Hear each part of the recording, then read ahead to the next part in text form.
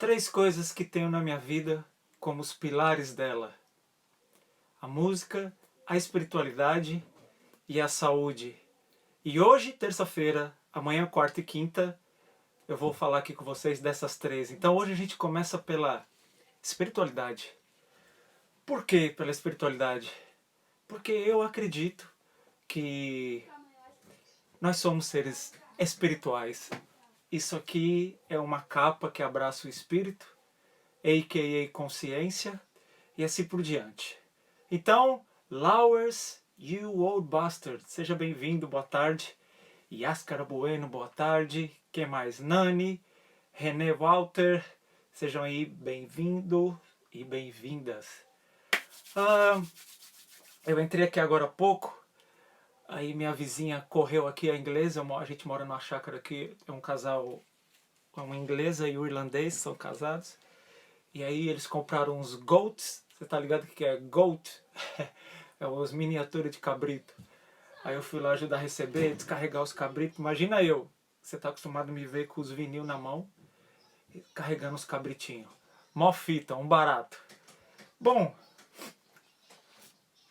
pra você que tá acompanhando aqui, opa, bati a mão aqui. Andrei, mano velho, diretamente do Gama aí, um abraço, mano, salve.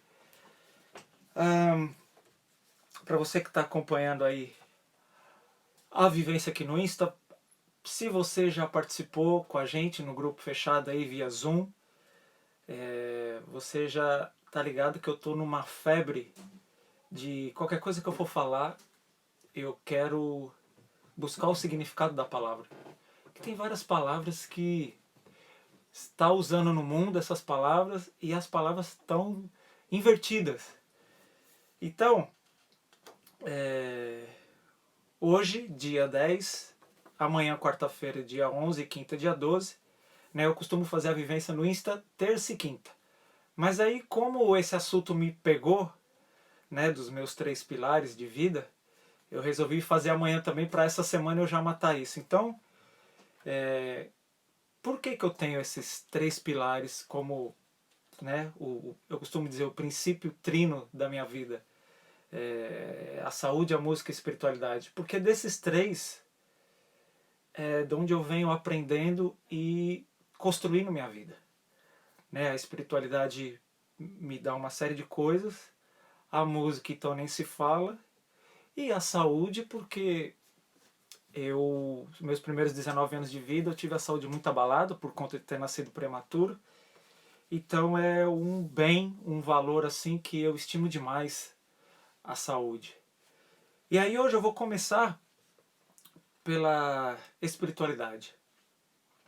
Se você conhece alguém que ia assistir hoje, aí como eu atrasei, entrei, bem dizer, 40 minutos atrasado, tem um aviãozinho aqui, ó, no rodapé do telefone, do iPad aí, do tablet, e vê esse aviãozinho aí que a pessoa deve estar achando que eu ia falhar hoje. Então vamos lá. Por que a espiritualidade é um dos meus grandes pilares? Primeiro, vamos entender o que diz o dicionário sobre espiritualidade? O dicionário diz que espiritualidade é qualidade do que é espiritual. Qualidade do que manifesta ou exerce atividade religiosa ou mística. Misticismo, religiosidade. Segundo o dicionário, espiritualidade significa sentimento de transcendência, elevação, sublimidade. Olha, tá bonito o dicionário. E aí depois eu fui em umas outras coisas aí, online, e aí eu achei uma definição, uma explicação para a palavra espiritualidade bem bacana também. Diz o seguinte, que espiritualidade pode ser definida como uma propensão humana a buscar significado para a vida por meio de conceitos que transcendem o tangível, à procura de um sentido de conexão com algo maior. Pois é. Então boa tarde você que está chegando aí. Butica, meu mano. Luiz. Brother Ganjamin. Rasta. Bem-vindo, mano. Quanto tempo, saudade. Moranes, bem-vindo, nego velho. Direto de Campo dos Goitacazes. Haha, meu DJ Jorge Braga, bem-vindo, meu mano. Então, para você que está chegando agora, o papo hoje, amanhã e quinta vai ser sobre esses três pilares da minha vida, né? É um triângulo, é um princípio trino mesmo, que formou a minha vida e está formando, né? Que é a música, a espiritualidade e a saúde. Só que esse tema de hoje ele é meio complexo porque quando se fala de espiritualidade ele está diretamente ligado ao campo da fé. E poxa, e o que é a fé, né? A fé é algo subjetivo, né? A fé está num canto em mim muito, né, muito pessoal. A fé está num cantinho aqui que ninguém pode ver, ninguém pode tocar, ninguém pode sentir. E por isso, de forma alguma, eu faço ou eu forço alguém a crer naquilo que minha fé crê, entendeu? E, e mesmo apesar de ser intangível esse negócio de espiritualidade, esse, esse algo maior, né, essa força ou essas forças criadoras, apesar de crer nisso, eu desde pequeno estou metido nisso, ainda assim eu acredito que tudo é fruto da causa, da consequência e da necessidade. É muito contraditório alguém que desde os 7, 8 anos de idade está envolvido com coisa de mediunidade, coisa espiritual, dizer isso, mas para mim é muito difícil crer num plano divino, é muito difícil acreditar que existe um destino para a humanidade, isso tudo, principalmente se a gente bebe na fonte da ciência, onde tem esse Big Bang e a coisa foi gerando há milhões de anos, assim por diante. Então, eu quero falar isso logo no início, que a fé é algo que é muito particular meu, a fé é uma coisa subjetiva, tá num cantinho muito particular, muito dentro de mim, e eu não consigo fazer com que você tenha acesso a isso. Por isso eu não forço nunca ninguém a acreditar no que eu creio. E acredito que tudo nessa nossa vida, nessa nossa existência, é fruto da causa, da consequência e da necessidade. Então, por que eu busco? Por que eu creio na espiritualidade, nas divindades, no divino ou na religião? E aqui vem outra palavra também que é preciso entender essa palavra, né? A palavra religião, ela vem do latim, né? Escrevi aqui, que senão a cabeça não lembra. Né? A palavra religião vem do latim de religio, né? De ligare, unir, atar, religar. Voltar a unir o humano com o que era considerado sagrado. Então, esse é o significado da palavra religião, para você ver. Hein? Então, ter uma religião é você estar ligado ou reconectado, atado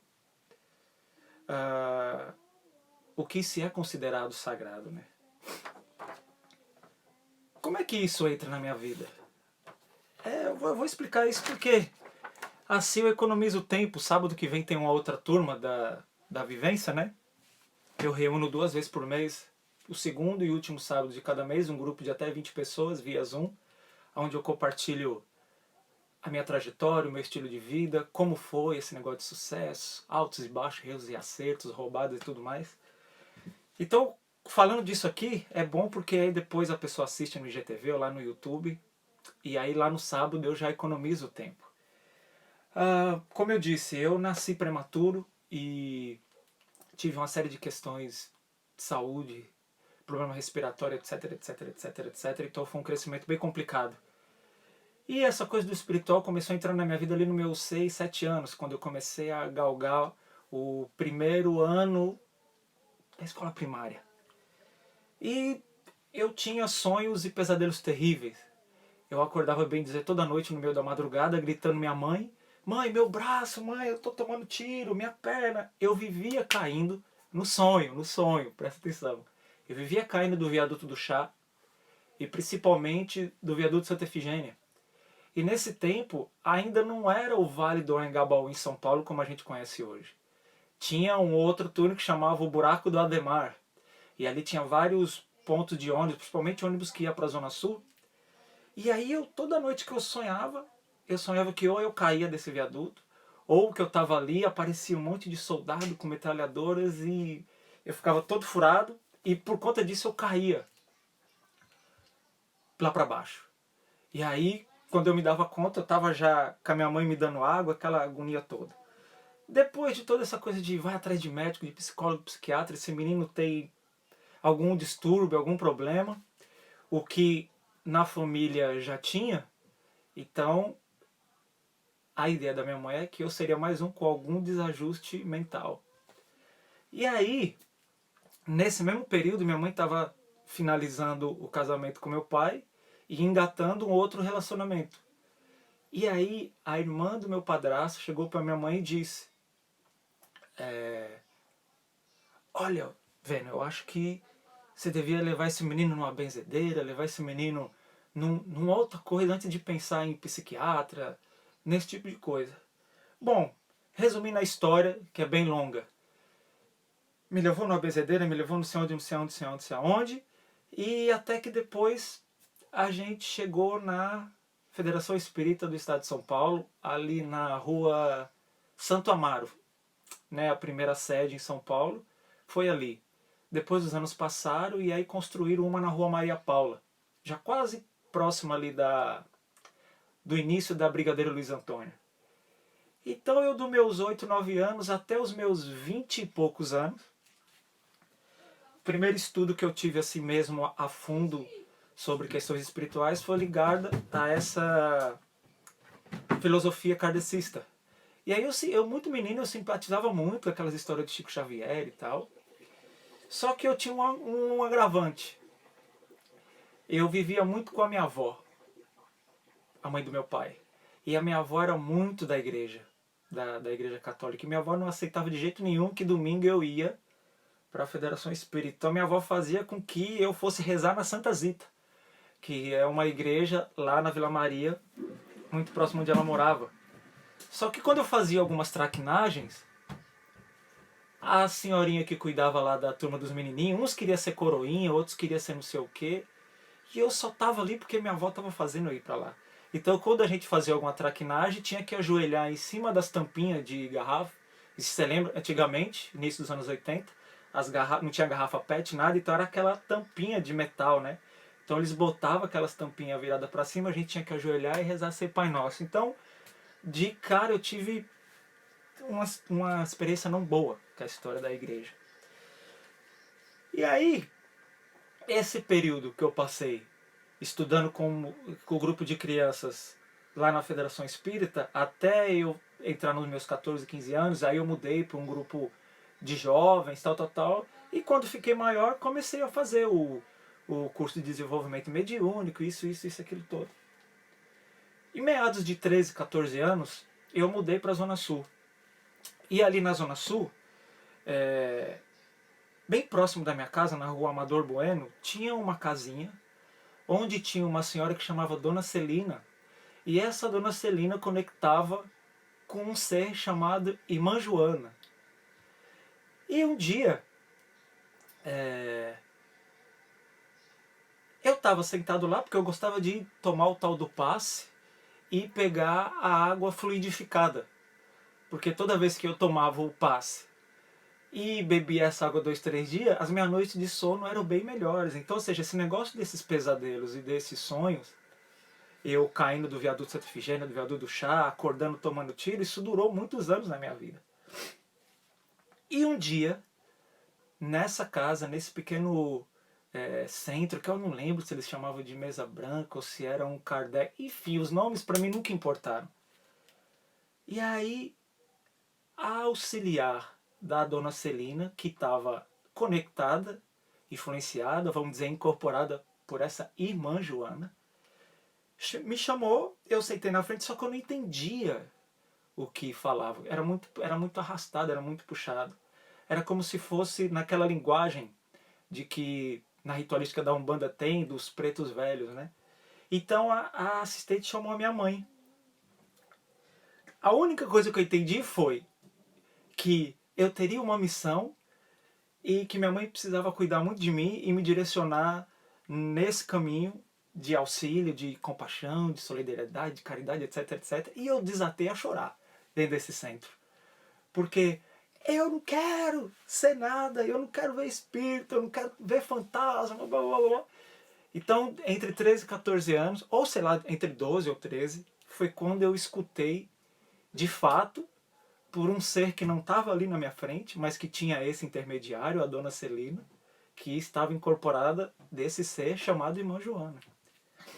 De novo, para você que chegou agora, hoje eu estou aqui falando de espiritualidade, que é um dos é um dos pilares da minha vida. Espiritualidade, a música e a saúde. Então hoje eu estou começando com espiritualidade, amanhã na sequência eu falo sobre música e na quinta sobre saúde. E no início desse papo eu falei que a fé é uma coisa muito subjetiva, muito pessoal, única, que está num cantinho meu guardado. Então para você que nunca ouviu esse tipo de papo, principalmente vindo de mim, que você sempre me vê embalado e tudo isso, você pode se assustar. Então, fica à vontade, não acha que eu vou querer te converter ou fazer nada com você aqui, eu só estou expressando e contando o que aconteceu comigo nessa questão espiritual, por onde eu passei e onde eu estou hoje. Então, voltando lá na Dona Selene, eu lembro da música, isso que é lindo, antes de começar o trabalho, né? Tinha essa música que falava Irmã Joana, o seu passe vem nos dar, Irmã Joana, para os seus filhos abençoar. É muito louco como as coisas marcam na vida da gente. E olha só, hein, a música já conectada. Cara, eu me arrepio todinho, olha isso. E aí me deu aquele pânico, eu não quero ver espírito, eu não quero ter nada com isso, eu não quero ser médio, essa coisa toda e tal. E os anos se passaram, só que eu comecei a ter interesse por isso. Porque conforme eu ia vivendo, ia aquela crise de bronquite, asma, e eu vivia uma semana bom e 2 semanas ruim, vivia internado e tal. Então eu queria resposta, porque de tanta turbulência na minha família, nos meus parentes, porque tanta dificuldade em casa, porque tanta dificuldade na vida. Eu com 14 anos, minha mãe tinha acabado de engatar o segundo casamento, aí o meu padrasto faleceu e ficou eu mais velho com 14, a minha outra irmã do primeiro casamento com 12, depois uma de 7, um de 2 e uma irmã de 19 dias. E só eu trabalhava em casa. Então eu ficava buscando resposta para essas coisas, né? E aí, enfim, desde pequenininho, então eu fiquei com esse estudo no kardecismo. E quanto mais aprofundava, mais eu encantava, mais eu achava que aquilo ia fazendo sentido, principalmente no meu contexto.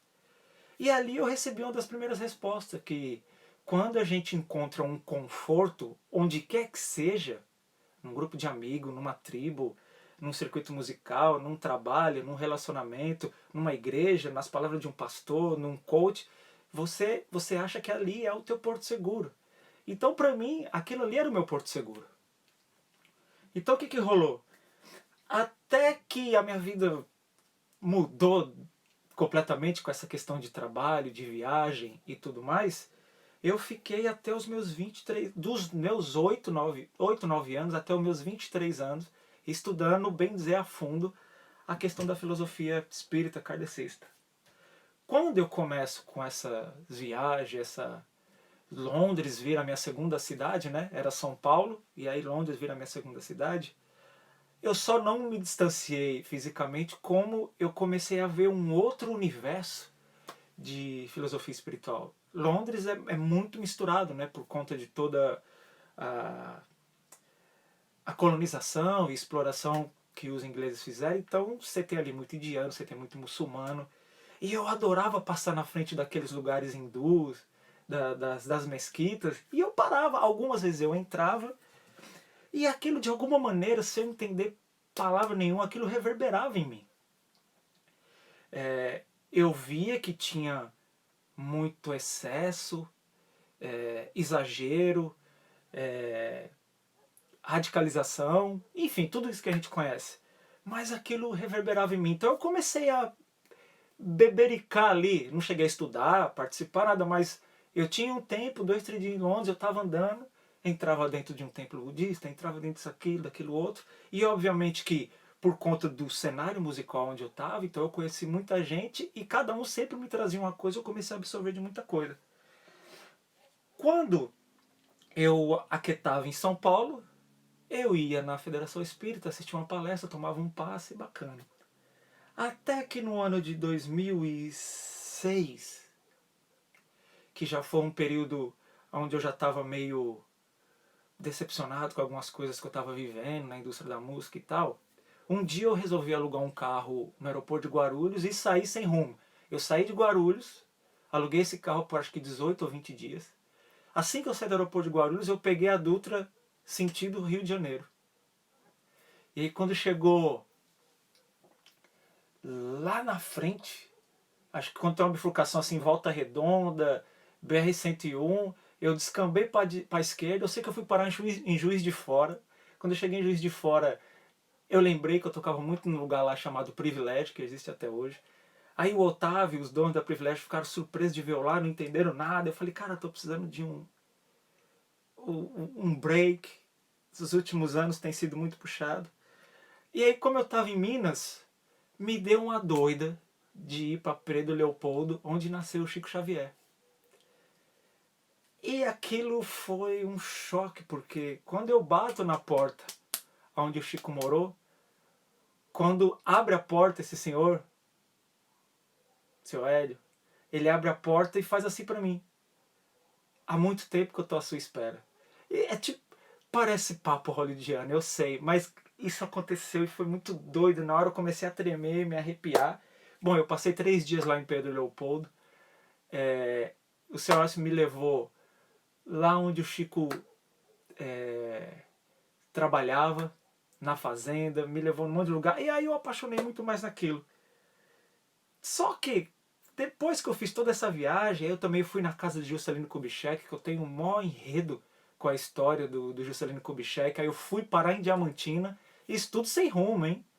Lembra que eu aluguei um carro lá no aeroporto de Guarulhos, peguei a Dutra e, sabe, seguindo a intuição, seguindo o coração. E aí foi maravilhoso esse tempo que eu passei em, em Diamantina também. Pude conhecer mais essa história da exploração das pedras preciosas ali e tal. Foi uma viagem muito rica, ano de 2006.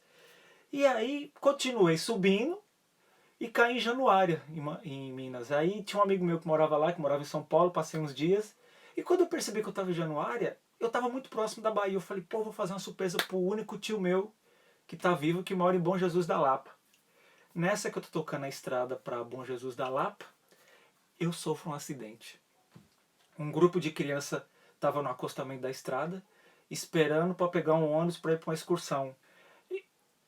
Eu ultrapassei o ônibus há uns 3 minutos antes. Eu acho que quando as crianças viram o ônibus, elas se agitaram, eu reduzi o carro, só que quando eu estava muito perto desse grupo de crianças, umas 5 resolveram atravessar na frente do meu carro do nada. Meio que aconteceu.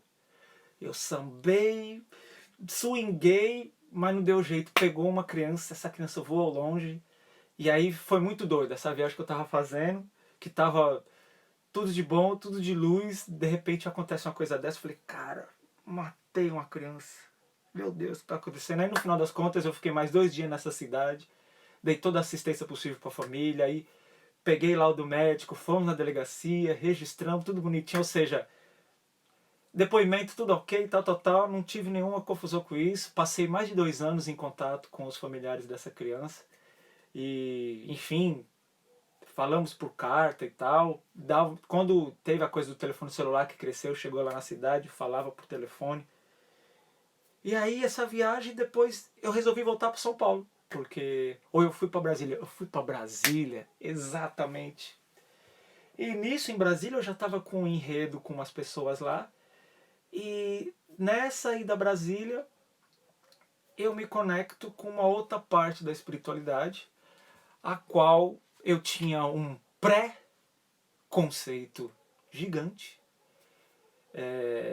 Eu acreditava em coisas que minha mente criou e que pessoas falavam, mas aí em Brasília eu tive esse contato com as questões da filosofia dos orixás, dessa filosofia da espiritualidade, das religiões, da filosofia de matriz africana, que passeia pelo candomblé, e aí a Umbanda já é uma coisa que nasce no Brasil, né? E aí foi um negócio simplesmente encantador, porque tudo aquilo que eu pensava, todo o pré-conceito que eu tinha, o conceito que eu tinha daquilo, não tinha nada a ver com o que eu estava presenciando ali. E aí, para resumir bem essa história, 2 anos depois, ó, eu morando em Brasília, eu decido dar uma mudada na minha vida radicalmente, porque eu estava muito mal de saúde ali naqueles meados de 2006, 2007.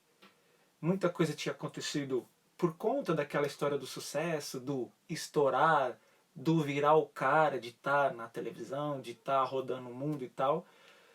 E aí, essa segunda ou terceira viagem espiritual me levou para um outro universo, que dentro desse universo tem vários outros universos dentro dele mesmo. E foi uma coisa incrível. Eu pude me iniciar em várias questões, em várias ritualísticas. É simplesmente incrível quando um grupo de pessoas se junta com um ideal único. E, enfim, lá eu passei 12 anos atendendo pessoas, participando de trabalhos de cura da mente, do corpo, das questões emocionais. E os últimos 3 anos, desde que eu resolvi vir para Londres, e aí acabou que em Londres não deu certo, eu vim parar aqui em Portugal.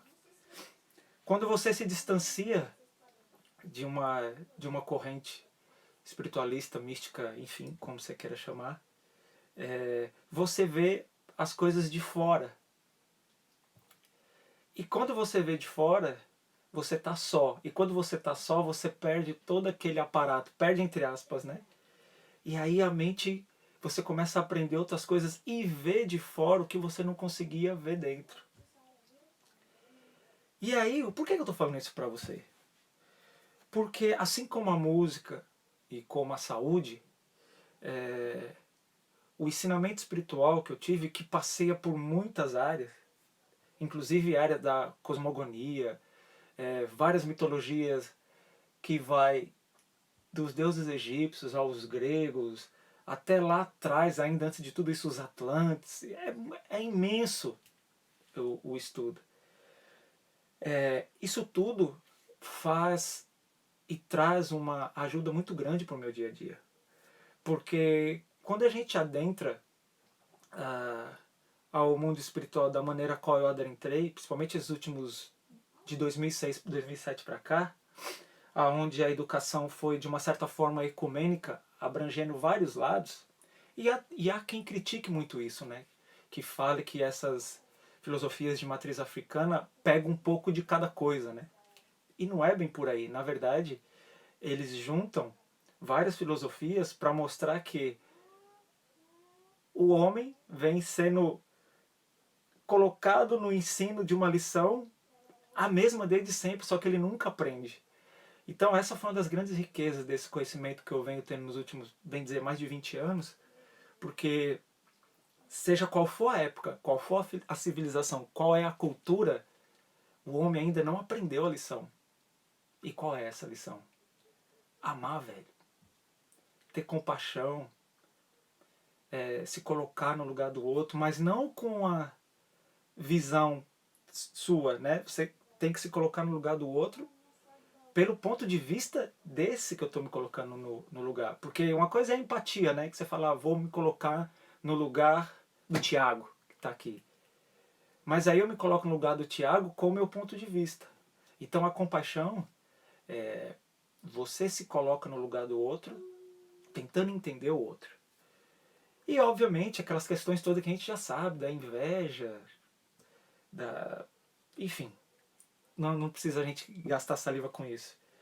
E foi muito rico. E quando eu adentrei, e venho adentrando, porque não para nunca, né? Não tem como você dizer que já aprendi tudo do espiritual. Não dá para aprender tudo nem do material do planeta. Imagine do espiritual. Que no final das contas eu também descobri que a espiritualidade nos transmite aquilo que a gente deve saber. Não dá para conectar com o espiritual e começar a fazer perguntas que não é relevante para o que eles acham que a gente precisa e que eles não vão dizer. Então é simplesmente maravilhoso essa educação espiritual que eu venho tendo nos últimos anos, porque foi uma educação baseada no ecumenismo, onde a gente estuda, né? O pessoal lá em Brasília estuda um universo de coisas. E o que isso ajuda na minha vida? Era isso que eu ia falar. Me faz uma pessoa melhor, me faz pensar antes de agir. Eu sempre, sempre, sempre, cada vez mais, me coloco no lugar do outro. Antes de eu dirigir uma palavra para alguém, eu vejo qual é o tom que eu vou me dirigir. E é óbvio, eu não vou ser hipócrita aqui para você. Eu já machuquei vários corações. E aqueles que eu tive certeza que machuquei, muitos eu já tentei consertar, eu já pedi as minhas desculpas, o meu perdão. E aqui é uma outra coisa importante, né? Quando eu vou perdoar, não é para a pessoa, né? Eu perdoo para mim, para eu não ficar carregando isso, para eu não ficar carregando nenhum tipo de peso que não vai resolver, não vai me levar a lugar nenhum. Então, o perdoar da maneira qual eu vejo é eu perdoo por mim, não porque tipo o Igor me fez uma coisa, isso me causou danos, ou eu fiquei muito triste com o Igor, e aí um dia, cara, eu vou perdoar o Igor para ele ficar em paz, para ele. Não é nem nesse fato. Perdoo para tipo eu me livrar disso. Pô, o Igor fez aquilo porque ele deve ter algum motivo, ou eu causei coisa a tal ponto que fez com que o Igor tomasse essa atitude para comigo. Porque sempre, toda a história tem duas versões. Não há só vítima, né? Como os mestres espirituais dizem. Então a espiritualidade, ela me dá o conforto para aquilo que eu preciso fazer no dia a dia. Eu não estou nem pensando no que vai acontecer quando eu fechar o olho e eu for pro lado de lá. Isso eu não tenho nem como influir, eu não tenho nem como. Eu não devo nem gastar tempo com isso, porque eu vou para onde eu tenho que ir, eu vou para onde a minha frequência vibra igual para onde eu tenho que ir. Eu não consigo acreditar que eu vou para um lugar completamente iluminado, ou para um nosso lar, ou para. Enfim, tem tantas paragens astrais aí que a gente já viu em filmes e que a gente também já teve a oportunidade de estudar. Eu não sei, eu não tenho pretensão para onde eu vou. Então a espiritualidade na minha vida, ela me ajuda a enxergar as coisas diferente, ela me ajuda a ser uma pessoa melhor a cada dia, não porque ela me muda, ela me mostra caminhos, a espiritualidade me dá ferramentas para que eu use dessas ferramentas e passe a ser uma pessoa melhor, porque nada e ninguém muda ninguém. Não adianta dizer que agora eu vou para a igreja, que eu vou para esse templo, que eu vou fazer aquela filosofia, que isso vai me mudar. Não. O que é a religião? O que todas essas instituições fazem? Elas te mostram o caminho, te dão ferramentas para que você possa caminhar numa vida melhor. Então é isso que a espiritualidade me ajuda na formação do meu caráter e me ajuda a ter dias melhores, quando não, os dias não estão tão melhores assim. Esse aparato, esse conhecimento faz com que eu ponha na balança as questões e faz com que eu seja um ser humano melhor. E eu ser um ser humano melhor, obviamente que isso vai refletir em quem está do meu lado. E aí, novamente, não vou vir com hipocrisia aqui e dizer que eu estou irradiando sorriso, amor, luz, beijo a todo momento. É obviamente que não. Porque uma outra coisa muito bacana que todos esses anos de estudo espiritual me ensinou é que tudo é dual no universo. E é noite, aqui já é noite, daqui a pouco vai ser dia, branco, preto, azul, amarelo. Então a gente tem dualidade. E essa é a grande arte da vida. E isso que a espiritualidade tenta ensinar há milênios. A gente, o ser humano, aprender a lidar com a dualidade, com a adversidade. E essa é outra lição que eu venho aprendendo cada vez mais, que é da adversidade que sai o novo. É de eu e você não concordar que a gente chega num outro ponto e que vem a solução de um problema, que vem uma novidade, né? E outra coisa que me atrai muito no mundo espiritual é porque quando uma pessoa procura um terreiro, um templo, uma igreja, ela já tentou quase tudo. Então ela já foi no médico, ela já foi em cartomante, ela já foi no jogo de búzios, ela já fez um monte de coisa. Já foi no shiatsu, já foi na yoga, já foi nisso tudo. Então quando ela chega na sua frente de um guia espiritual, na maioria das vezes ela tá sem máscara. Então ela já não vai mentir, ela já vai chegar e ela vai se apresentar como ela é. E isso é maravilhoso, porque quando você vê a pessoa precisando de auxílio mesmo, querendo resolver dores, querendo resolver as suas questões, é lindo de ver o ser humano na sua vulnerabilidade. Não que isso, eu quero dizer que eu sou masoquista, ou que eu gosto de ver pessoas sofrendo, não é isso, é porque quando o ser humano está sofrendo, ele se mostra como ele é. Ele não põe máscara, e é maravilhoso. E quando tenta pôr máscara, o guia espiritual vê na hora. Vê na hora. Você fala, Patife, você tem essa conexão? Acredito você ou não, agora não tanto, mas tenho. Já há um bocado de ano eu tenho essa questão mediúnica da incorporação. Sinto quando tem a vibração e a energia por perto. Sinto, né, a fala muda. Eu não sou daqueles inconscientes, graças a luz maior, porque é muito ruim você ter mediunidade onde você fica totalmente inconsciente, aí você não sabe o que aconteceu. E é muito bom por esse lado, né?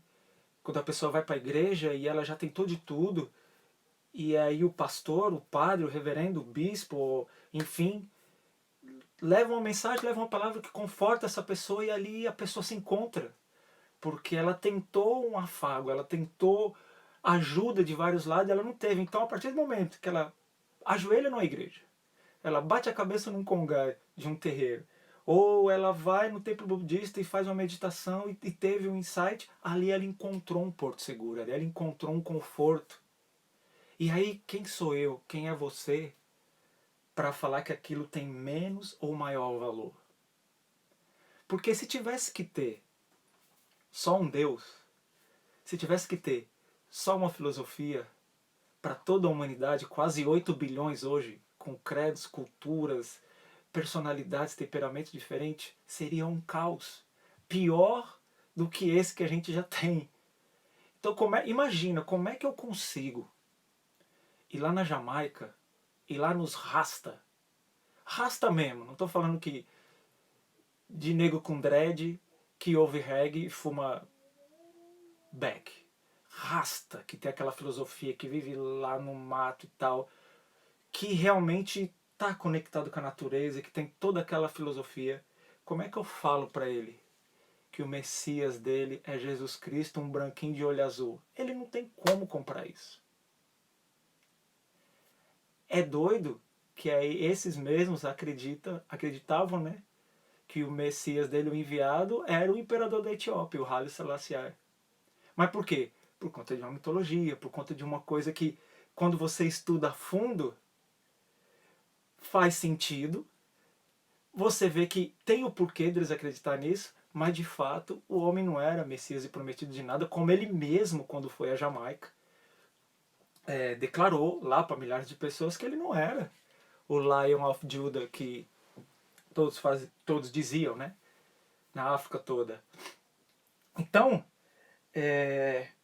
eu acho que é perfeito. E obviamente que isso aqui é só os meus devaneios, é o meu papo aqui com você. Eu não tenho como me certificar do que eu estou falando, não tenho como te provar cientificamente isso que eu estou te falando. Mas eu acho perfeito porque para cada personalidade, para cada civilização, para cada cultura, para cada jeito de ver e pensar o mundo, foi criado essas subdivisões da espiritualidade, que é isso que colocaram em religião, né? E aí eu vou ler de novo o que o dicionário diz sobre religião. Religião é uma palavra que vem do latim, que significa religio, que é ligare, unir, atar, ou seja, religar, voltar a unir o humano com o que era considerado sagrado. Então, quando eu falo que eu tenho uma religião, eu estou dizendo o quê? Essa palavra é do dicionário, não é minha, então isso aqui é comprovado. Quando eu falo que eu tenho uma religião, eu estou falando que eu estou atado, eu estou ligado com algo considerado sagrado. E disso tudo que eu estou falando para você, uma outra coisa que sempre me chamou muita atenção, e isso se derrama muito sangue até hoje, né? É essa questão do bem e o mal. O bem querer aplacar o mal, acabar com o mal. Essa é uma outra coisa também que eu acho que nunca vai acontecer. Sabe por quê? Porque um precisa do outro. Pega a energia elétrica, por exemplo. A gente tem dois polos. Só está passando corrente em um, o outro é neutro. Por que precisa do outro? Né?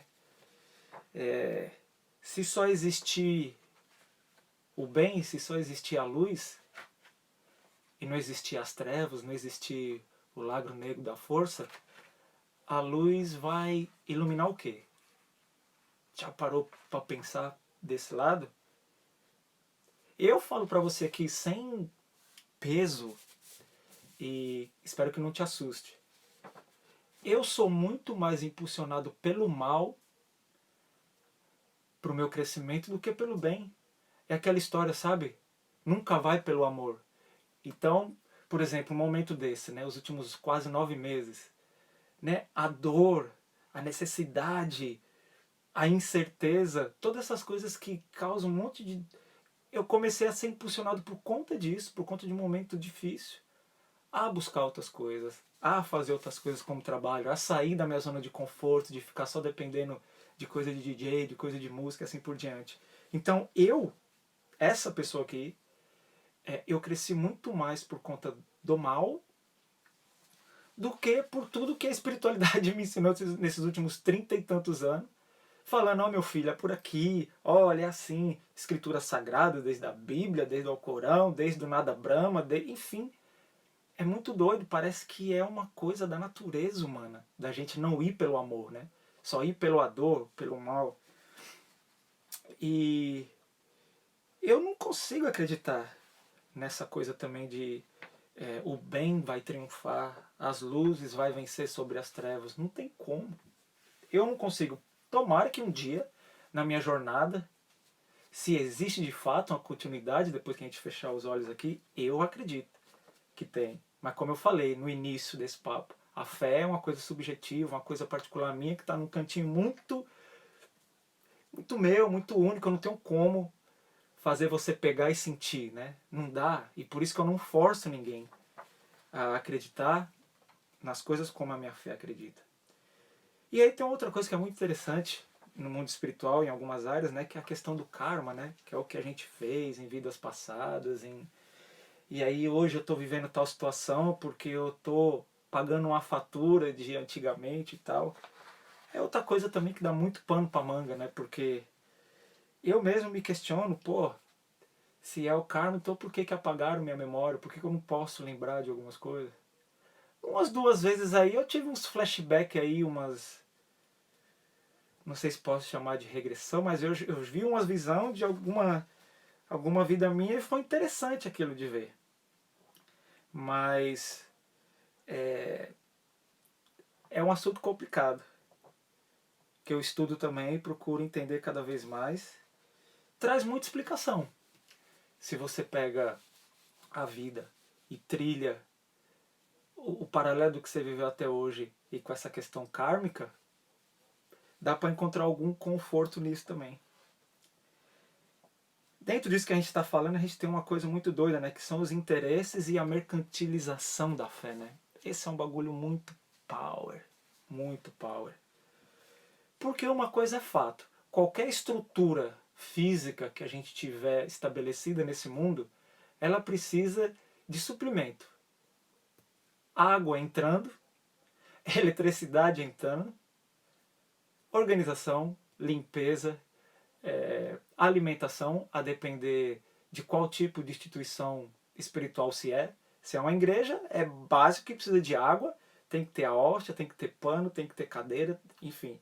Se é alguma coisa mais de religião com matriz africana, você tem todo aquele aparato de roupas, de vestimentas, alimentos para as oferendas, os incensos, as ervas, etc, etc. Então, tudo isso tem custo.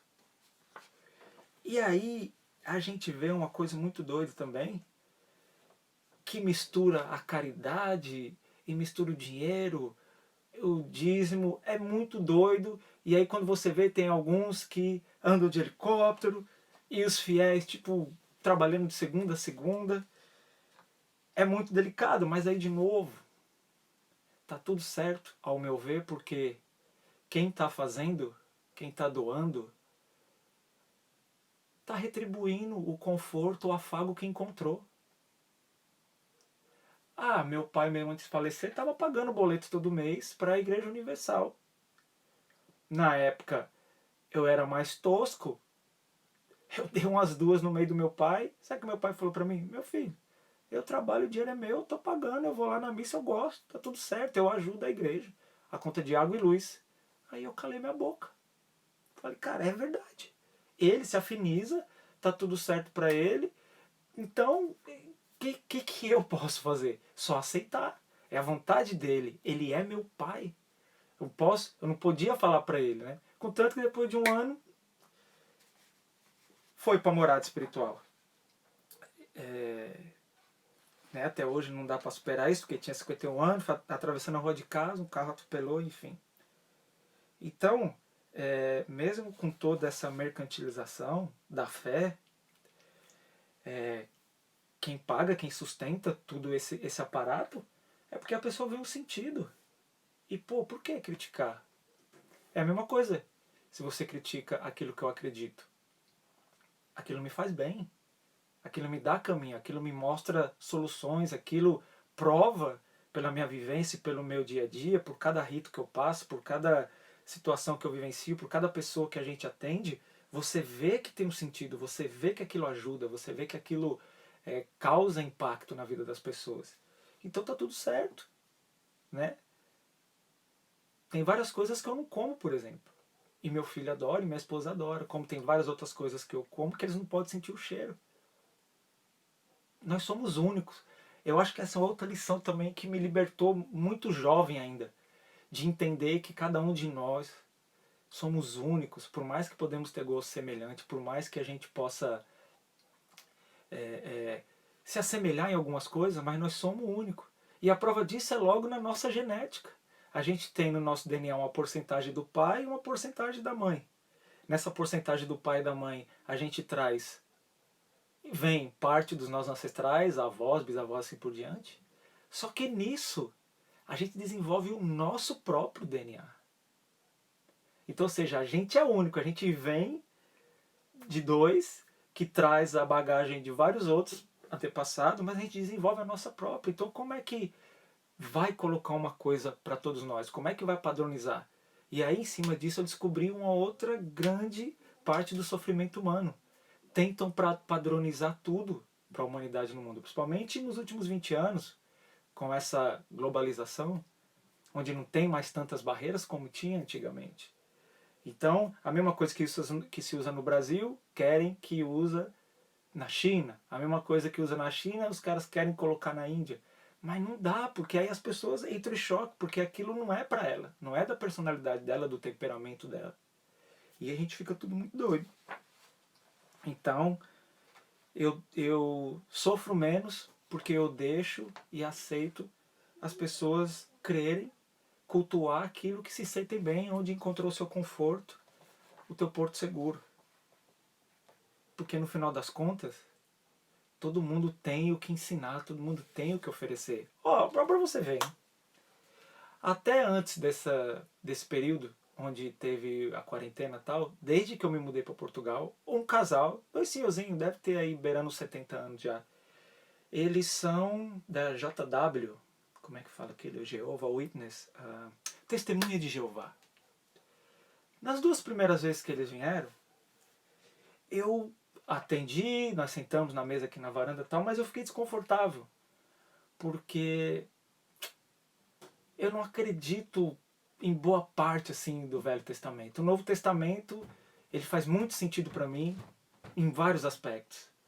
Mas o Velho, quando eles começaram na questão de Adão e Eva, para mim é complicadíssimo aceitar e acreditar que vem de Adão. Se alguém pisou nesse mundo primeiro é mulher, não tem como. Na minha cabeça não tem como. tomara que seja, como eles dizem, mas é a mulher que traz. É um ventre que traz todo mundo ao mundo. Não pode ser o homem. A mulher veio da costela de um homem. Para mim isso é difícil, mas eu respeito. Mas para resumir essa história, depois, conforme eles foram vindo nas terças ou às vezes às quintas, eu comecei a estabelecer um laço com eles, porque foi bom a visita, porque a gente tá aqui, não tem familiar, não tem ninguém.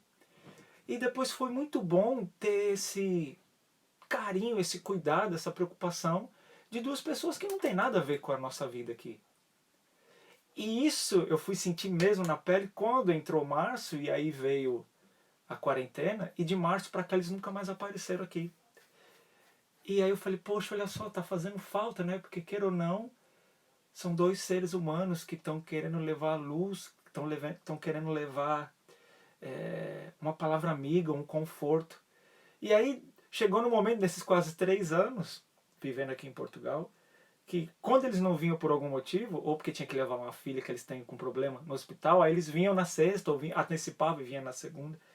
E a gente ficava mal feliz quando eles chegavam, porque nasceu uma nova relação, nasceu uma nova amizade.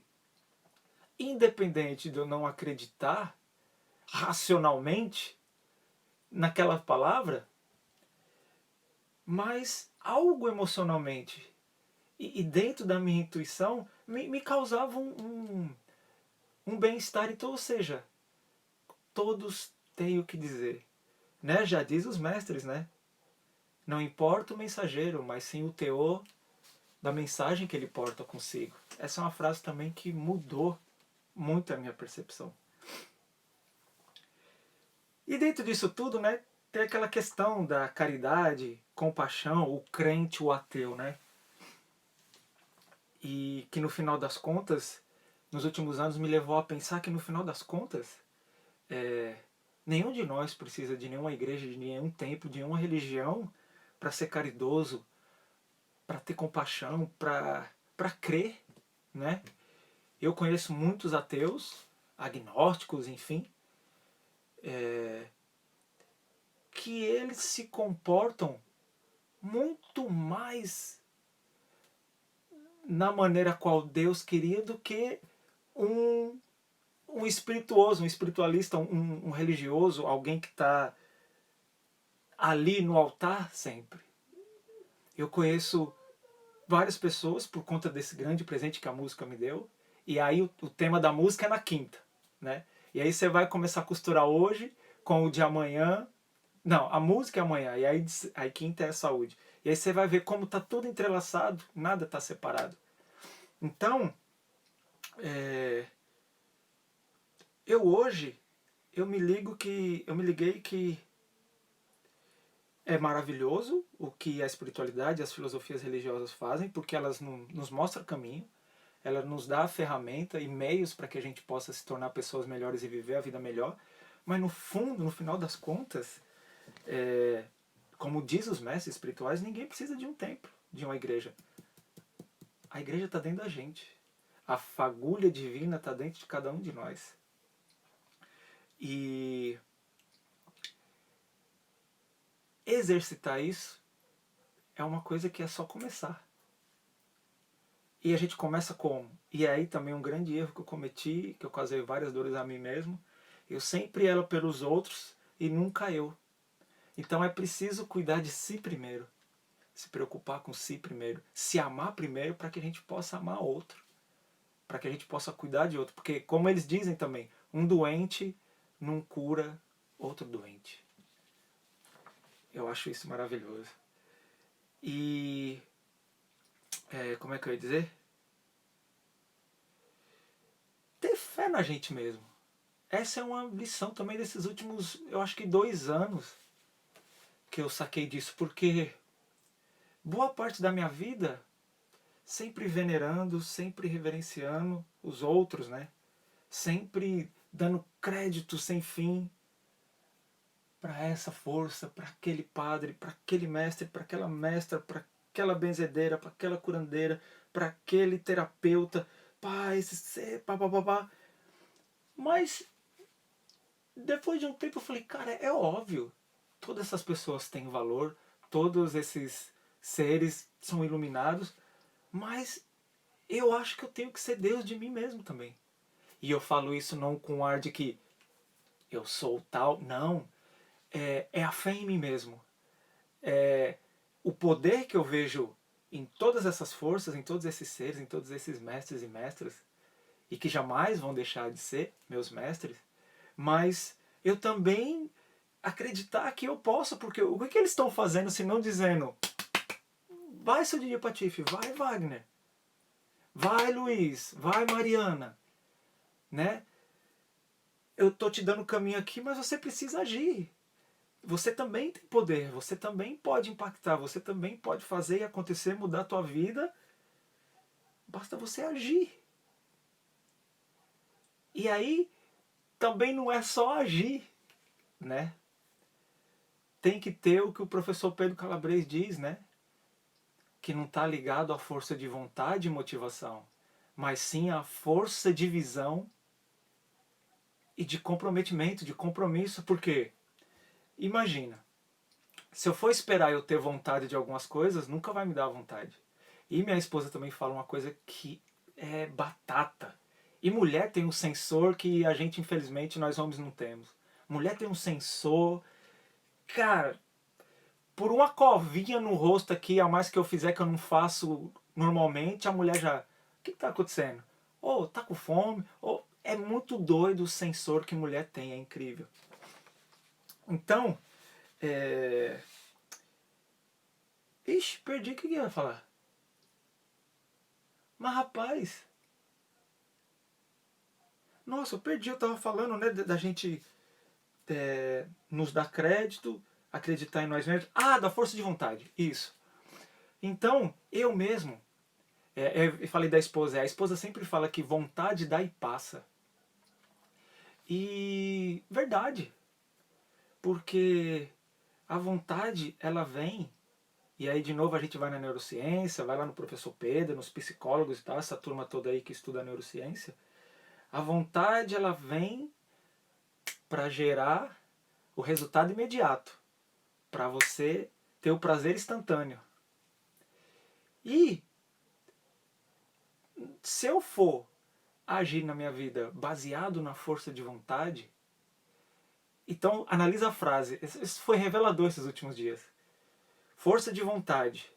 Eu vou pegar forças, eu vou tirar força lá da vontade. Então qual é a minha vontade? Hoje, por exemplo, qual que é a minha vontade? Cara, hoje a minha vontade é trabalhar.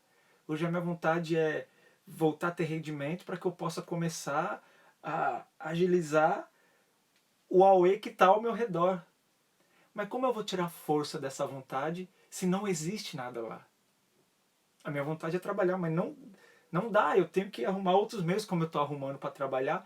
Então, você vê que o lance é, ao invés da força de vontade e motivação, é força de visão. Ou seja, vislumbrar o que você quer e onde você quer chegar e se comprometer com isso.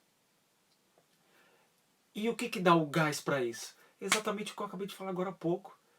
A história do olhar para si, cara, e se dar crédito, acreditar em si que você pode. Não é aquela coisa igual estão fazendo com as crianças de uns anos para cá.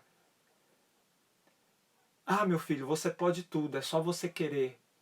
E aí proteger o filho de tudo, não deixar o filho se frustrar. E aí quando o filho está com 19, 20 anos, ele está na faculdade o pai e a mãe precisam ainda ir resolver as coisas. O filho não pode cair, ralar o joelho, que a mãe já está, né? Então, fé em si. E isso é uma coisa também que foi uma das primeiras lições que eu aprendi. Eu era molequinho de nada, eu não tinha nem 10 anos. Ah, eu falava, mãe, quero ir pra casa do meu pai. Minha mãe falava, ó, tá aqui o Vale Transporte, vai, se vira, você sabe a linha do ônibus que pega, o metrô, vá-se embora. E, cara, ia acreditando que eu sabia mesmo, e aí quando eu errava, descia uma estação errada, voltava para trás, e nisso acontecia o quê? Eu crescia. Então, mesmo com medo, com alguma insegurança, ou com medo de acontecer alguma coisa até chegar na casa do meu pai, e esse rolê demorava 4 horas, isso dentro de São Paulo, hein? Sair de São Bernardo do Campo e ir para Itaquera. Mas eu ia porque eu acreditava que eu podia. E isso não diferencia eu do Rod, por exemplo, me faz eu mais especial que ele? Obviamente que não, porque é ele botar o bloco na rua e ir embora. Então, por exemplo, onde eu aprendi muito disso, e amanhã eu vou falar, quando eu trouxer o meu segundo pilar da minha vida, que é a música. Na música eu aprendi muito disso. DJs, produtores que eu simplesmente idolatrava. Pessoas que, ó, veja bem, ó, sem querer eu falo, pessoas, ou seja, não são deuses. Pessoas que eu simplesmente ficava maravilhado quando eu via numa revista nos anos 90 e que depois na Inglaterra eu estava ombro a ombro dividindo a cabine de som e eu vi que ali tinha um cara até mais humano do que eu, uma pessoa tão comum quanto eu, uma pessoa assim até com mais dificuldade do que eu em vários setores. E ali eu falei, nossa, que loucura é essa? Eu vi essa pessoa como intocável, eu tô dividindo cabine. E depois quando eu fui fazer música com esses caras. E depois, em 2004, quando eu tô no Rock in Rio, em Lisboa, a primeira edição do Rock in Rio Lisboa, me colocam com a Alicia Keys, ela simplesmente para na minha frente e conversa comigo como se ela me conhecesse há anos. E naquele afã daquela coisa, eu não sei de onde veio aquela geleira que tomou conta de mim, eu me mantive, eu entrei na dela porque ela ficou tão relax, sem ninguém por perto. Ela pediu que a assistente dela fosse, aí tinha só um cara com a câmera filmando nós dois, e ali foi, pá, eu falei, cara, olha só essa mulher, Grammy, eu tenho o quadro dela na parede, eu nunca imaginei que eu poderia ver um show dela. Eu só já não vi 3 shows, como agora eu tô aqui com ela. E aí cantarolei, brinquei com ela me surpreendeu que eu não esperava que ela ia continuar a música. Então olha só. E a gente no Brasil faz muito disso, né? Exalta, idolatra, e aí depois execra, né? E mata, enterra. E a gente se deixa para trás. Isso eu venho construindo nos últimos tempos. E isso vem me trazendo uma força interna assim espetacular, porque é isso. São só pessoas, não tem ninguém mais ou menos. Tudo tá naquilo que a gente domina ou não domina.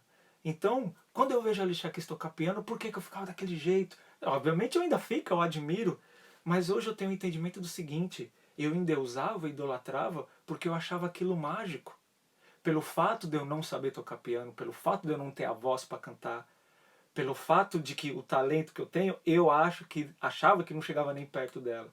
Mas na verdade, se eu pegar 25 minutos de todo santo dia que eu viver daqui em diante e resolver tocar o piano, eu posso não só tocar como ela, como eu posso desenvolver técnicas e maneira de tocar até superior. Então a gente tende a endeusar algo, alguém, só pelo fato da gente não dominar aquilo. É como o Yaskara está falando aqui, ó. Um homem do pastel. Você vê na feira. Quem não ama ir comer um pastel na feira? Cara, eu não sei fazer aquele pastel, então eu pago 5, 10 conto no pastel. Porque é mágico. Mas aí o japa do pastel, ele também não é o Buda. Ele não é a último pastel da quebrada, entendeu? Se eu me dedicar e trabalhar com a força de visão e a força de compromisso, e não com a força de vontade e com a motivação, cara, eu posso fazer o pastel tão bem o quanto. Ah, mas meu QI é menor. Ah, não sei o quê. Então aí começa o quê? As desculpas. Igual eu. Fiquei 10 anos sem fazer uma música. Você imagina um cara que conquistou os postos que eu conquistei, as conexões que eu conquistei. E aí por conta de procrastinação, por conta de curuminhola na cabeça, eu fiquei 10 anos sem fazer uma música. E aí no Dia dos Namorados passado agora, 2020, por conta de tudo isso que a gente está vivendo e a reflexão e o mergulho que eu fiz um disco. Ou melhor, o embrião de um disco em 9 dias. No dia 12 de junho, às 9 da noite, eu entrei ao vivo no YouTube e apresentei em primeira mão, como eu nunca vi ninguém fazer, demos, ó, daqui vai sair meu novo disco, o qual eu estou trabalhando. Então, é ou não é? Você ter um foco, você botar a tua visão e se comprometer com aquilo. Como dias antes eu tinha postado, olha, dia 12 eu vou trazer para você 12 músicas novas exclusivas que você e ninguém nunca ouviu. E aí o meu comprometimento me levou a uma questão. Cara, eu dei minha palavra, eu não posso falhar. Contanto que era 5 da tarde, eu estava fechando a última demo. Não lembro se era faixa 3, 4, 8, enfim. E aí, 4 horas depois, eu estava no YouTube dando play aqui na barra de espaço do computador e entreguei 12 músicas. E eu chorei na live. Depois, quando terminei a live, eu desatei no choro, porque eu falei, olha o que eu sou capaz e olha de 10 anos da minha vida, que é a coisa mais preciosa que é o tempo, e a gente não compra tempo. Dizem por aí que tempo é dinheiro, né? Eu digo que tempo é o de mais precioso que eu tenho, e que dinheiro não pode comprar. Não dá para comprar 1 quilo de tempo, 10 dias de tempo, ou quero comprar 1 ano de tempo. Não dá. E aí, esses últimos meses de curso que eu tenho feito, um monte de brainstorm, exatamente isso. Tem essa força criadora, que eu também acredito que eu acho que eu nunca vou ver, falar e ouvir, porque quando eu penso e eu tento me puxar para a coisa de que eu falo com Deus, de que Deus sabe que eu existo, eu tenho que colocar que Deus tem consciência. E aí quando você define e coloca consciência, você limita. Então para mim, como eu vi ai meu Deus, no post do KLJ há uns dias atrás, ele dizendo assim que quando pergunta para ele o que ele acha que é Deus, e aí o vídeo é um copinho de terra, uma pessoa corta um tomate cereja e espalha as sementes do tomate. E ela começa a regar, então põe no time-lapse a câmera e, e aí a semente começa. É exatamente o que eu sinto também. Não porque o Kylie J é uma referência, porque estava no Instagram do Kylie J. Não, não é isso. É porque é isso, é pulsação constante, é movimento constante, é criação constante, é abundância mesmo, entendeu? E nisso, nós vindo dessa fonte, nós também podemos ser deuses. Mas óbvio, alto lá, eu estou falando isso com comedimento, nós podemos ser deuses assim, deuses de nós mesmos, nós também podemos criar, nós podemos... essa força pulsante criadora, ela também está dentro da gente. E não há separação, não é porque a natureza não fala, quer dizer, eu também acredito que a natureza fala. E o Toshi provou para mim aqui em live. Ele captando as ondas, as frequências das árvores, das folhas, e ligou no aparelho, botou MIDI, ligou no teclado, o alecrim, o capim-cidreira emitindo frequências. E a partir do momento que emite frequência, essa frequência está aí na vibração para o teclado, toca as notas. Então tá tudo interligado, mas o homem é muito doido. O homem criou essa separação. O animal não pensa, a natureza está à parte, nós somos a coisa mais foda pensante do mundo e não cuida da natureza. E olha só que loucura, é da natureza que vem tudo isso. A matéria-prima para esse telefone celular aqui que eu estou falando, o tripé que está segurando, essa folha celulose da árvore que eu escrevi, parte do que eu estou falando aqui com você, e é muito doido. Olha só, voltando no campo da vontade. Eu não tenho vontade alguma, depois que acaba essa live, fazer o download. E na maioria das vezes o Instagram não faz o download, eu tenho que gravar a tela. Ou eu fico procurando o link onde eu posso pegar e ripar o vídeo daqui. Aí depois que eu baixo o vídeo, eu tenho que editar, botar no editor de vídeo, para depois subir no YouTube, fazer a thumbnail. Eu queria estar pagando para um profissional editor de vídeo, um design gráfico, gente da área, porque aí fomentava o mercado e seria bom para mim, porque eu teria tempo para investir meu tempo em outra coisa, mas no momento eu não posso, então eu vou contra a minha vontade. E indo contra a minha vontade nessa área gráfica, de design, de vídeo, de uma série de coisas, eu aprendi coisas que eu nunca imaginei que eu ia aprender. E aí eu fui impulsionado pelo bem, pelo amor, ou pela dificuldade, ou pela necessidade, pelo mal. Fui por mal, fui por força. Porque pelo amor, por vontade, pelo desejo, por vontade de aprender, eu não ia, porque eu não gosto. Que dia que eu falava aqui? Quinta-feira ou foi sábado na live com o Andy? Eu levei 3 dias em janeiro para chegar na Austrália e meu primeiro gig eu toquei 1h20. 70 horas de viagem. Você acha mesmo que é tão agradável? Você acha que dá vontade de cruzar aquelas imigrações, aquelas alfândegas e tira a roupa e preconceito e você senta no avião, o nego te olha torto se você tá na classe executiva, o que esse neguinho tá fazendo aqui? Cara, por vontade minha, não dá. Mas aí eu tenho que focar onde? No objetivo, na visão. Passar por cima da vontade e fazer o que eu tenho que fazer. O lance é, o que é que tem que ser feito? E quando a gente volta para o ramo espiritual, e aí isso aqui agora pega e eu me incluo nisso. Nem eu escapo dessa. Quando a gente se envolve com questões espirituais, a primeira coisa que nos é pedida, seja deles, seja do pastor, do padre, da mãe de santo, da mestra, enfim, é compromisso. É comprometimento. E tem dia que você não quer ir para a gira. Tem dia que você não quer ir para a mesa branca. Tem dia que você não quer ir para a oração dos vigilantes. Tem dia que você não quer ir para a prece dos necessitados. Você não quer porque você está cansado. Mas e aí? Você vai esperar dar a vontade de ir para a corrente, de ir para a igreja, de ir?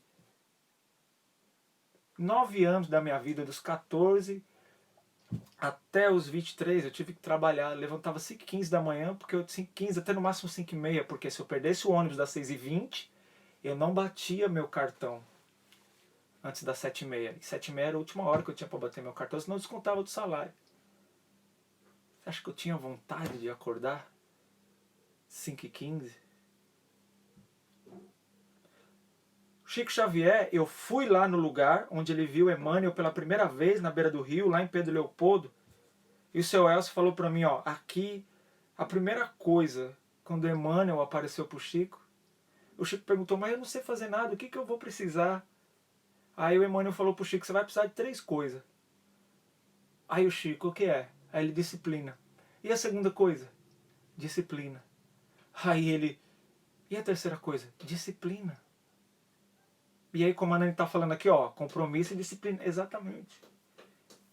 Eu levantava 5h15, 5h20, 5h30 da manhã, porque, cara, era o compromisso. Assinei um contrato com a empresa, registrou a carteira. Então, todo santo dia eu tinha que passar por cima da minha vontade. Eu queria ficar deitado. Eu nunca quis ser doente. E eu fui doente 19 anos com falta de ar e bronquite. Você já pensou o que é você não respirar 19 anos da tua vida? E te falo mais, ó. Se você olhar aqui, ó, você vê um desvio de septo severo, ó. Eu vou descer meu nariz aqui, ó. Ó como ele vem pro outro lado. Esse lado aqui eu não consigo respirar. A maior parte da minha vida, até hoje, eu respiro pela boca.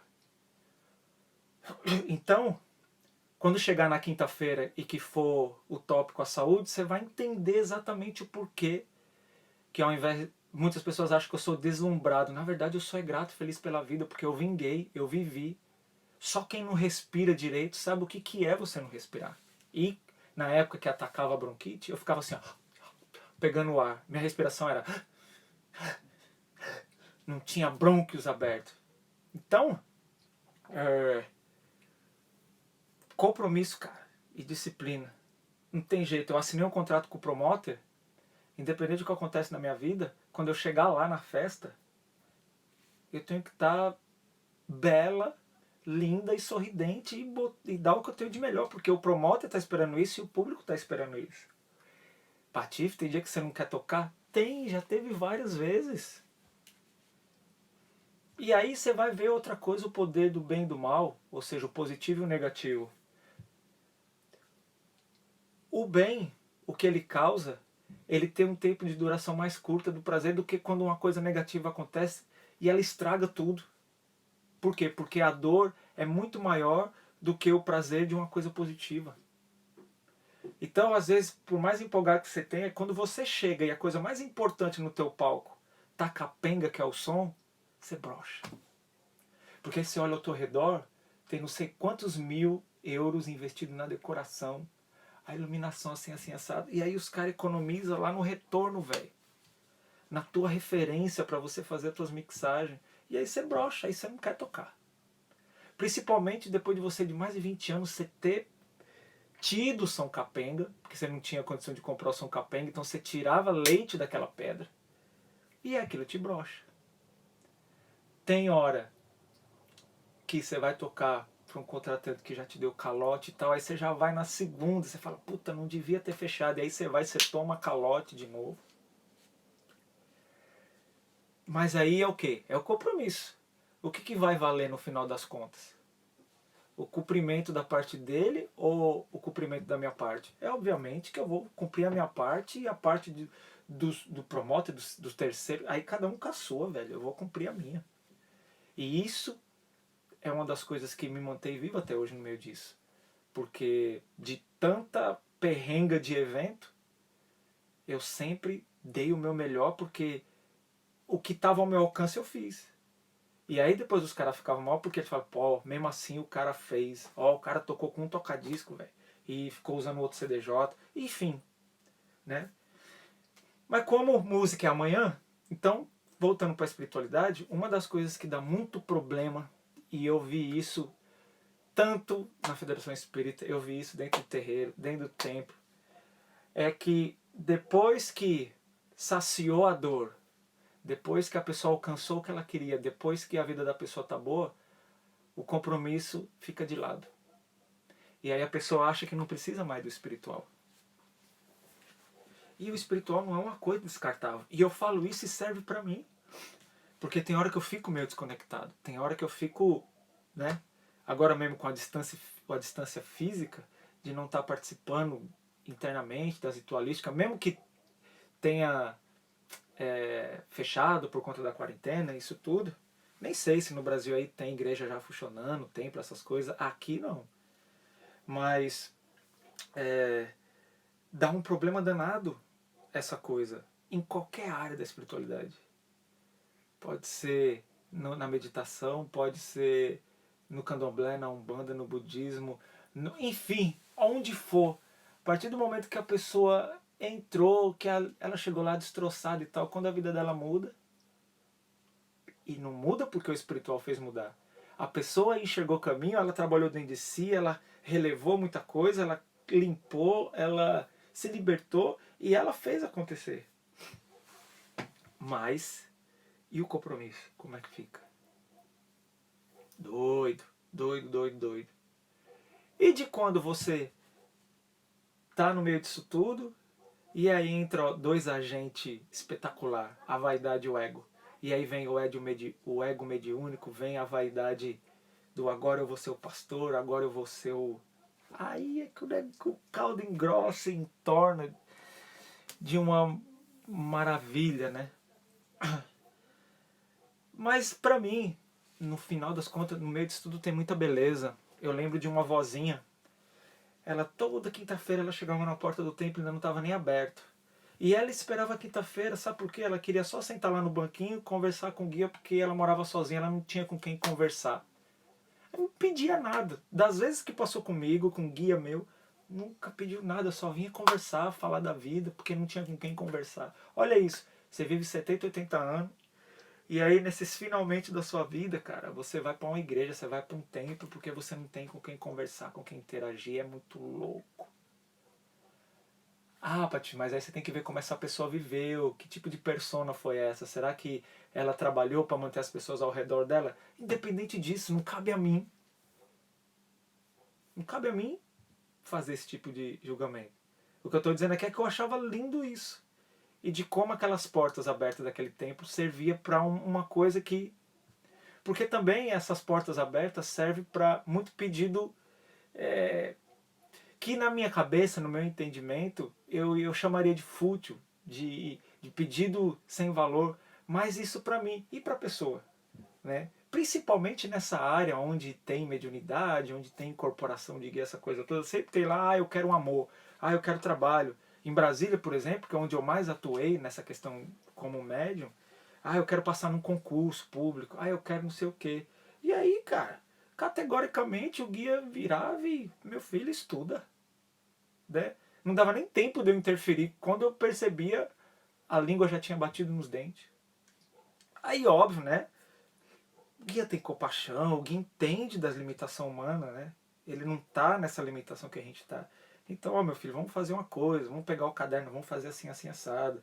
Vamos pegar um ramo de mirra com mel, vamos colocar os nomes das matérias, vamos... E aí faziam um monte de aparato, e aí de novo, isso é uma coisa para quem acredita, né? Nessas movimentações magísticas, de força, de verbo, de intenção, de você impregnar a tua frequência naquilo ali. Então tinha pessoa que eu guia indicava botar os livros debaixo do travesseiro, para aquela coisa de osmose. Então, tem de tudo. E no final das contas, para resumir, para a gente fechar essa tampa aqui, que o herdeiro está ali já reclamando de fome, vai dar 7 da noite aqui. Em Portugal, ora pois, no final das contas, é muito rico, porque o aprendizado é muito bom, é muito bom. E aí, a primeira lição que eu aprendi na vida, né, que foi servir, quando eu tinha 6, 7 anos, é muito bom você servir para algo, para uma causa que vai além do meu trabalho, que eu sou pago para fazer aquilo, e que eu amo tocar, eu amo divertir as pessoas, mexer com a emoção das pessoas, mas é muito bom, além disso, fazer algo que impacta na vida da pessoa e que não precisa ter troca. A pessoa não precisa me pagar para eu fazer nada. Então você faz uma firmeza, você faz uma reza, palavras para essa pessoa, caridade de fato, compaixão de fato, não é troca. Aí no final, olha só que insight que veio agora. Na verdade é troca, né? Porque aí o que a pessoa traz, o que a pessoa diz, o que a pessoa está postando consigo, muitas vezes serve de orientação e lição para mim, não é para a pessoa. Isso é uma outra coisa muito doida que acontece no meio espiritual, religioso. Muitas vezes o problema que uma pessoa está passando, o que a pessoa traz, o que é dito para a pessoa, na verdade, é uma lição para mim que está ali sentado. Então é incrível. Eu sou encantado com o mundo espiritual. Sinto falta hoje de não estar tão presente, né, em correntes, mas sempre que passo numa porta onde eu me sinto bem, eu entro, eu sento, eu fecho o olho, eu medito. Esse rolê que eu dei agora, que foi o meu último, né, rolê grande, janeiro e fevereiro, na Austrália, Nova Zelândia. Na Nova Zelândia entrei lá nos lugares sagrados dos Maoris. Para quem assistiu Moana aí, os pais aí, ó, que assistiu Moana mais de 200 vezes igual eu, sabe como é a filosofia daqueles povos, né? Que eram os polinésios antigamente. E aí eu fui em várias coisas dele, é maravilhoso. E é incrível como se assemelha ao hinduísmo. E aí o hinduísmo como se assemelha a Umbanda, essas coisas. Cara, puta, eu não sei, eu me sinto que a vida ganha, porque eu vejo isso tudo uma coisa só. Um é só uma... Tem as suas peculiaridades, as suas particularidades, mas é maravilhoso. Então aqui hoje para você eu compartilhei bem... Ficou embolado, né? Mas espero que você tenha entendido. Eu compartilhei dos meus 3 pilares de vida. Esse primeiro, que é a espiritualidade. Tentei explicar o porquê que é tão importante para mim. Tentei explicar o porquê é um dos pilares. E não são 4 pernas. Esse meu pilar ele é um triângulo. É de 3 colunas mesmo. É de 3 pilares que formam um triângulo. Que é o meu princípio trino de galgar a minha vida. E você vai ver amanhã, se você estiver aqui, se não depois se você tiver interesse, você vê no IGTV ou lá no meu YouTube, você vai ver amanhã o tanto de coisa que eu vou falar o porquê que a música é também um dos pilares da minha vida. E na quinta você vai ver o porquê que saúde é também um grande pilar da minha vida, porque eu construí a minha vida em cima desses 3 pilares. E desses 3 pilares saíram várias outras estruturas que vem fazendo com que eu me torne, dentro daquilo que eu acho que é uma pessoa melhor. Tem uma luzinha vermelha acesa aqui, deixa eu ver o que é isso. É o Everton? O que o Everton diz aqui? É um request. Vixe, Everton, me perdoa, deve ter sido horas atrás. Mas ó, eu vou dar um salve aí, Andrei. Salve aí, Gama no Distrito Federal. O Jorge Rastafari. Yes, Matthew, my brethren down in Prague. Ahoy! Diqui. Quem mais passou por aqui? O Eduardo Dias. A Arena que o diga, rapaz, ali foi uma faculdade minha também. A Dani, obrigado. Denilson. A Mariana. A Yáscara sempre, o Bueno tá aqui com a gente. Jazzy, yo! Big up, mano. O Rod Marques. Enfim, quem já passou, quem não teve, meu carinho, meu muito obrigado sempre. Normalmente não tem a vivência de quarta-feira, mas como isso bateu em mim ontem, aí eu falei, cara, pra não ficar quebrado, e aí a última pra terça da semana que vem, então essa semana eu vou fazer terça, quarta e quinta. E aí foi isso aqui, o meu pilar, um dos meus primeiros pilares da vida, que é essa coisa espiritual, mística, dessa força criadora. Espero que você tenha entendido um pouco. Yo, big up, Morgado! Tô te vendo. Então amanhã às 14, horário de Brasília, eu volto aqui, eu colo aqui. Desejo pra você um bom fim de terça aí. Eu sou muito mal de marketing, né? Sábado agora, dia 14, tem de novo uma nova turma para Vivência com o DJ Patife. Se você tiver vontade de se juntar, participar, tem o link para inscrição. A inscrição é sem compromisso, você não tem que contribuir com nada. Você preenche tudo lá e aí você vê o que você concorda, o que você não concorda, se você quiser fazer. Começa às 14h15. Eu abro a sala no Zoom às 14, mas aí fica só tocando música para te colocar num lugarzinho especial meu. E aí a gente fala. A vivência tem uma duração média de 3 a 4 horas. E nessa vivência fechada é onde eu toco no ponto G de muita coisa. Tem pessoa aqui que já participou. Tem pessoa que já participou de 2 seguidas. E tem pessoas que estão fazendo comigo particular.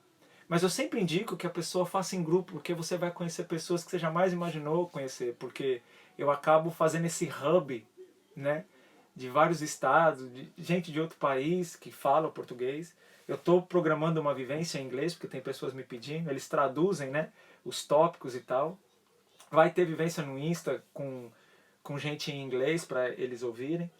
Então, se você tiver interesse, clica aí no link que tem na minha bio, ou escreva direto info@djpatife.com.br, tá certo?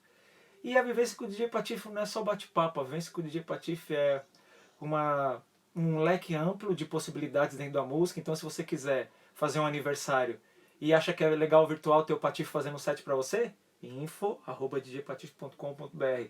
Se você tem um consultório, uma oficina mecânica, enfim, você precisa organizar playlist ou você quer um playlist exclusivo, info@djpatife.com.br. O DJ Patife está aqui, ó, de braço aberto para você, porque ele não pode viajar para canto nenhum. E nós estamos em lockdown aqui na Europa de novo forte.